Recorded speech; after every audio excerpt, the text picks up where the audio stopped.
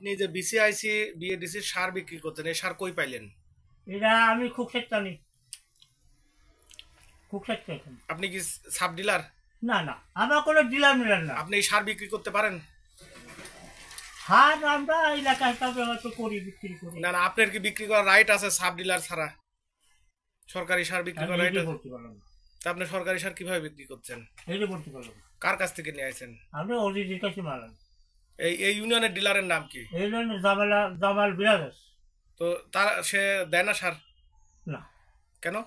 সে তার তার অফিস আছে, খুকসা হলে সার না পায়, বিভিন্ন এলাকায় সার হতে। আপনি কার কাছ থেকে সার নিয়ে আসেন? আমি অজিতের কাছে যাবো। ওর ঠিকানা কোথায়? আপনার ওর দোকানদার গিয়ে সমস্যা। সমাজপুর। উনি কি ডিলার?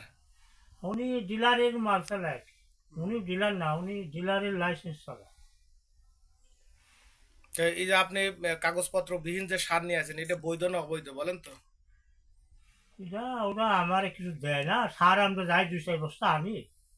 কাগজপত্র না থাকলে সেটাকে কি বলে? আমি ওরা বলতে পারতেছি না। আমরা এলাকায় ব্যবসা করি, এখন এলাকায় থাকি, আমার সার দরকার হয়তো 5 দিনে 5-6 খুব চাইতে নিয়ে আসেন।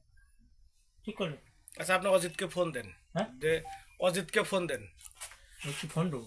ওই অজিত অজিত যার কাছে সার নিয়ে আসেন তার ফোন দেন। কিন্তু বলেনি যে আমি আপনার দোকানেতে সার নিয়ে বিসিআইসি বিএডিসি সার বিক্রি করছে, সাংবাদিকরা ধরছে, তো আমার ভাও স্যার কই? ফোন দেন।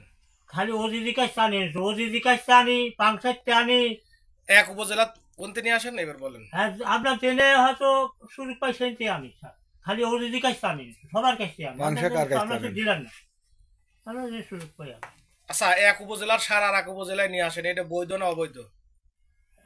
আচ্ছা, এই যে আসলে আপনার আমার কাছে প্রশ্ন করবেন, এটা ঠিক হয় না। কার কাছে প্রশ্ন করব? তা আমরা একটু ব্যবসা করি, জেনে পাইছি তা নেই।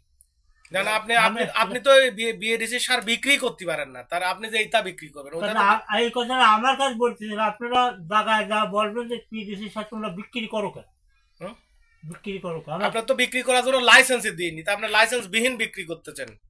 আপনার কি লাইসেন্স দিয়েছে? সাব ডিলারই দিয়েছে আপনার কি? তাহলে আপনি বিক্রি করতেন, সেটা অবৈধ না?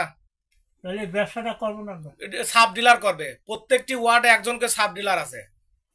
আপনার তো বলি নাই সারের দোকানদারি করতে, সরকার তো আপনাকে বলি নাই, সে লাইসেন্স দেয়নি। ওইগুলো সরকারি সার জানেন তো, সরকারি গোডাউন থেকে আসে জানেন?